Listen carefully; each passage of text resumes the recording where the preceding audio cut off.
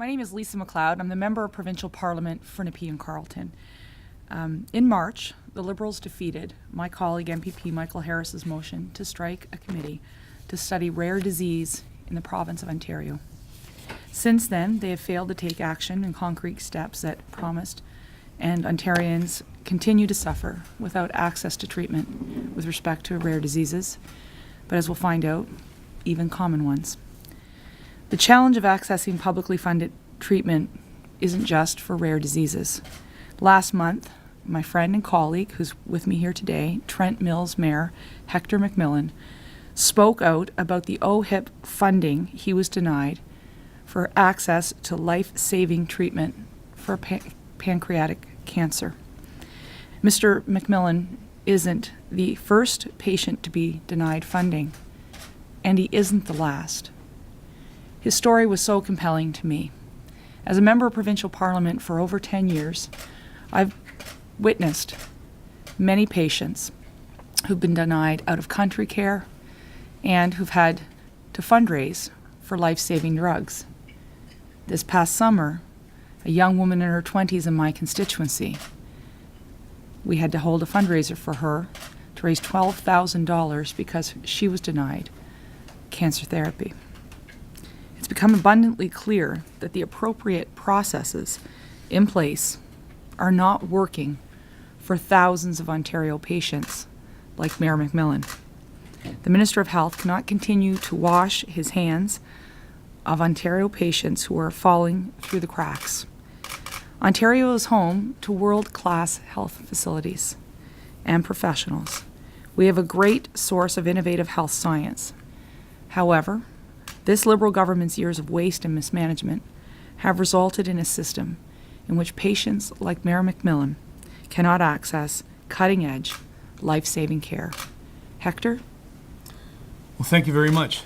And I am Hector Macmillan. I'm the Mayor of Trent Hills, Eastern Ontario, and I have been sentenced to die by OHIP and the Ontario provincial government. I didn't bring anything prepared other than some notes for anyone who cared to see them, but briefly, we shouldn't be here today.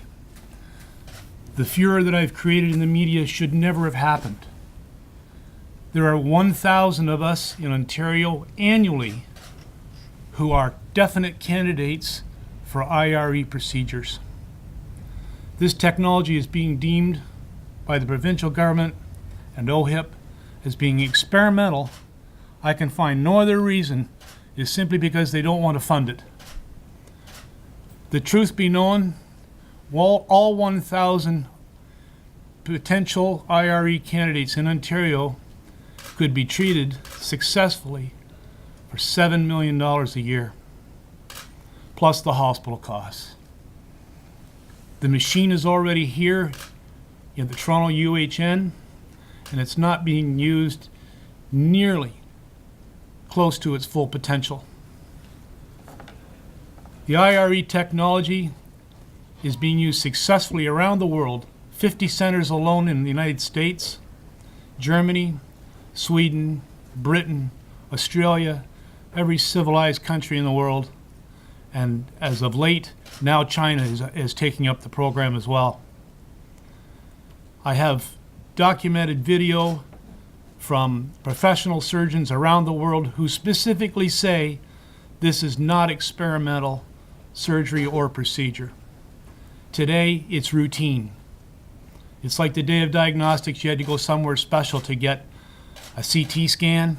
Now, most, if not all, hospitals have one.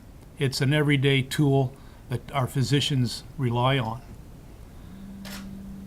I can't tell you the frustration of having to go through the process to obtain out-of-country funding from OHIP.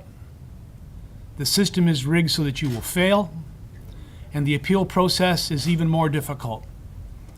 Every step that you make, there's a roadblock that you're not allowed to do something. You're not allowed to have people in particular testify at your hearing.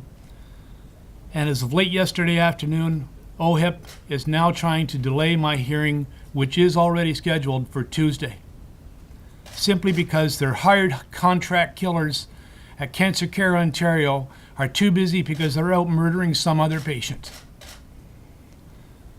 The word Cancer Care Ontario is a totally false name in the first place. All it is a wall between you as a patient and the politicians.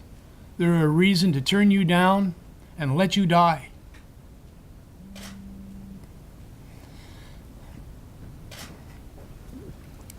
In this day and age, it's just absolutely unacceptable.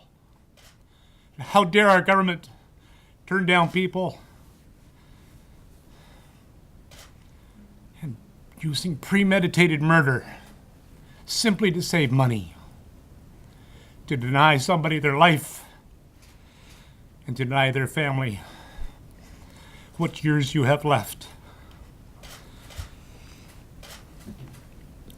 As of 2 days ago, my surgeon in Kingston, who originally was willing to perform a surgery on me, who told me his hands were tied by the Ontario standard of care, has now also agreed with Dr. Martin that I am now stage 2, or stage 3 at worst, because I have successfully managed to eradicate the cancer from the lymph nodes in my chest.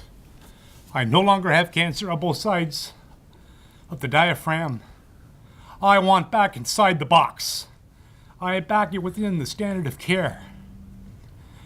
And there are many others in Ontario that are also inside the box that need this surgery, and we need it now. I fully suspect by now it's been dragged out so long that time for me is up, and it's likely too late for me. But if it's the last thing I do, I will fight to my death to ensure that there is a working IRE program at the Toronto University Health Network just as soon as this government gets off its ass and starts paying for it. Thank you very much.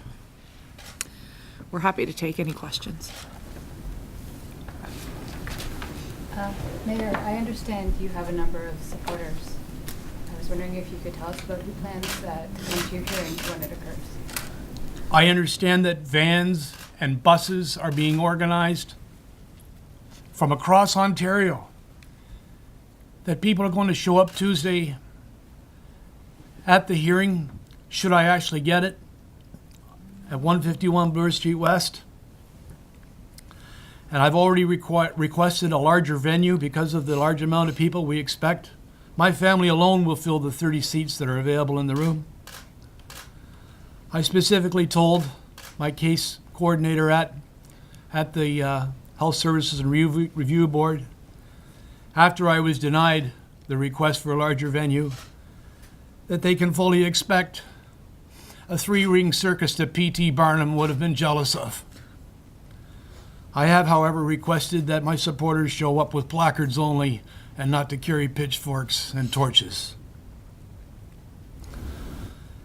I should also state the one thing that I did request in my appeal application was that not to be one who was only critical. I also offered a solution. And I brought a copy of that for those that want to see it.